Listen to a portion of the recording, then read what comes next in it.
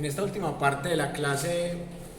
vamos a tratar de resolver la última pregunta y también para llegar a las conclusiones. Y es, ¿por qué había rivalidad entre Alfonso López Pumarejo, Eduardo Santos por un lado y por el otro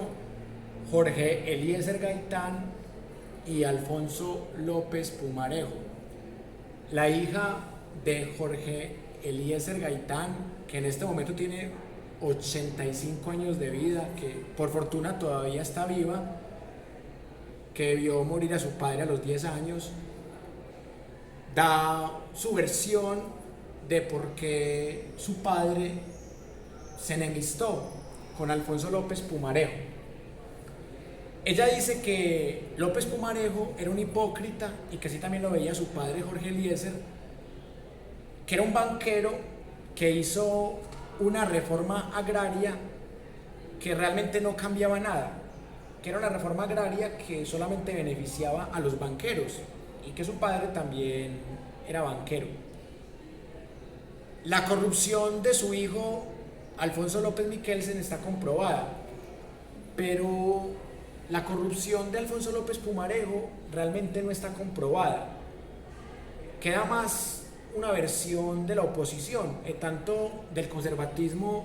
de Laureano Gómez Castro como en este caso de la familia Gaitán. Lo cierto del caso es que estas palabras de Gloria Gaitán nos muestran que el Partido Liberal era un triángulo, pero un triángulo partido o un círculo partido en tres, porque por un lado estaban los lopistas, por el otro lado los santistas y por el otro los gaitanistas. Por eso ustedes vieron unas caricaturas políticas liberales en contra de Gaitán, porque eran hechas por lopistas o por santistas. Y esa división del Partido Liberal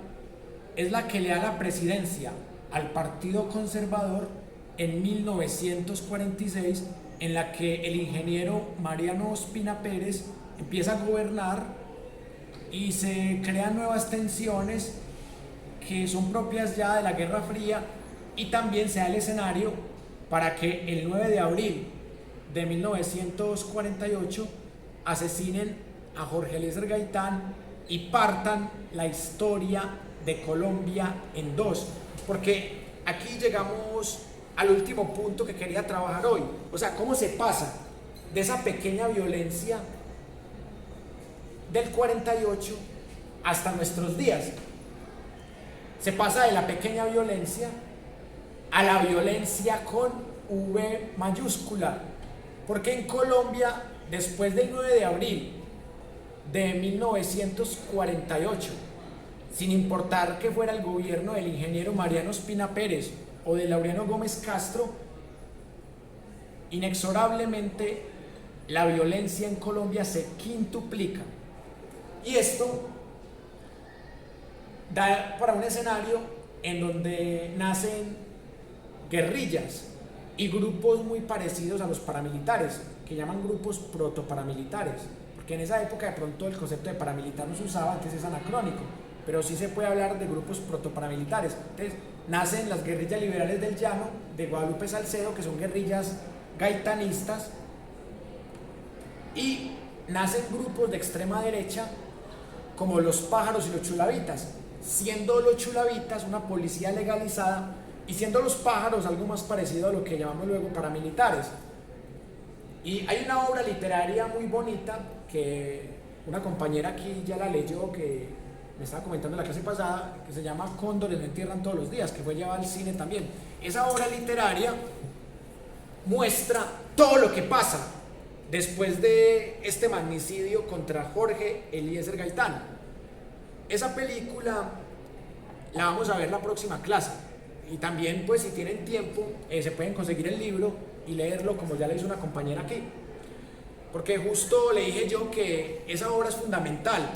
para entender de una manera muy didáctica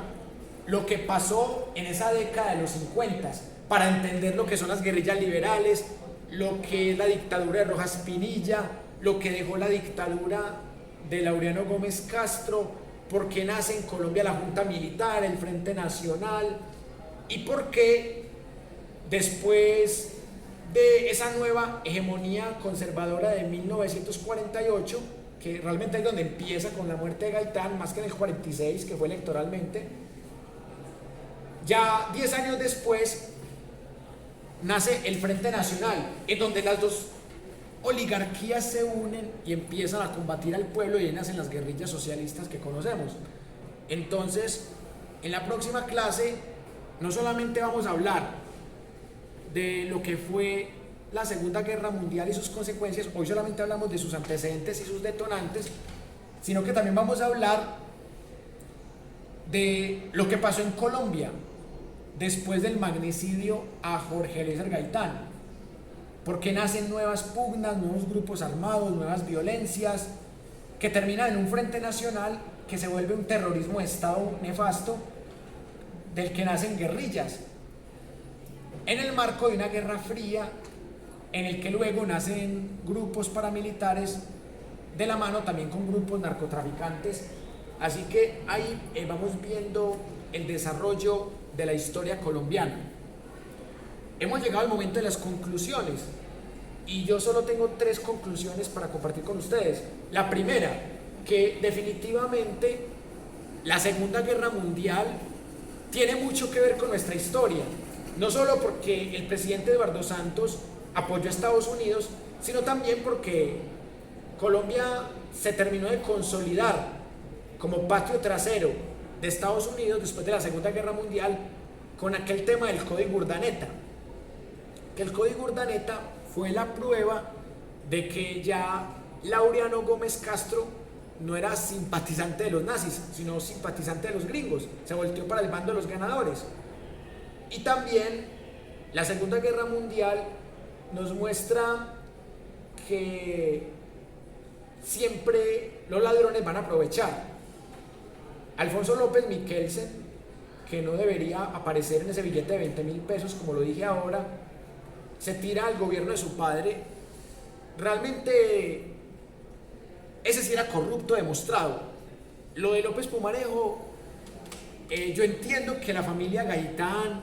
y que la familia Santos pues tengan rivalidad con López Pumarejo, pero yo a Pumarejo no le encontré un acto de corrupción grave como si se lo encontré a su hijo López Miquelsen, que en la clase de mucho más arriba hablaremos de él, que es un gobierno precisamente del Frente Nacional. Entonces, mi segunda conclusión es la importancia de comparar lo grande con lo pequeño, la historia europea mundial con la historia colombiana, porque a partir de esa comparación vamos a encontrar detalles muy interesantes y veremos que casi todo está conectado. Y la última conclusión que tengo para compartir con ustedes es la relevancia que tiene comparar diversidad de fuentes, porque eso es lo que llamamos pensar la historia. Miren que hoy citamos un documental gringo, mostramos sus aciertos y sus errores en la primera parte de ese documental gringo, después mostramos los testimonios en el programa radial 100 preguntas y respuestas para comprender el conflicto colombiano, basado en los 2 tomos que se llaman igual, un proyecto editorial y radial muy bonito en el que tuve la oportunidad de participar. Luego la caricatura política, que son unas reliquias impresionantes que me regaló Rubén Darío Acevedo Carmona, con quien tengo diferencias políticas, pero que fue un gran profesor. No se puede negar que cuando él me dio clase a mí, cumplió muy bien con su deber, más allá de que luego me di cuenta que teníamos diferencias políticas. Y por último, escuchar a la hija de Jorge Eliezer Gaitán es un privilegio. Una señora muy longeva, muy fuerte, que se ve enterita con 85 años, que en el canal de YouTube Palabras Mayores le da esta entrevista a Pablo Borges y allí cuenta por qué su padre no se la terminó llevando bien con Alfonso López Pumarejo y por qué ella no votó por Petro, porque Petro es admirador de López Pumarejo y ella no quiere que Petro haga lo mismo que López Pumarejo, porque ella considera que esa idea no es buena. Y por último, pues invitarles a que se vean la entrevista completa y también recordarles que en el grupo de WhatsApp les voy a compartir las diapositivas que les mostré en esta clase. Bueno, un feliz resto de día, nos vemos el lunes para que hablemos de la violencia con V mayúscula. Hasta pronto. Gracias. Gracias.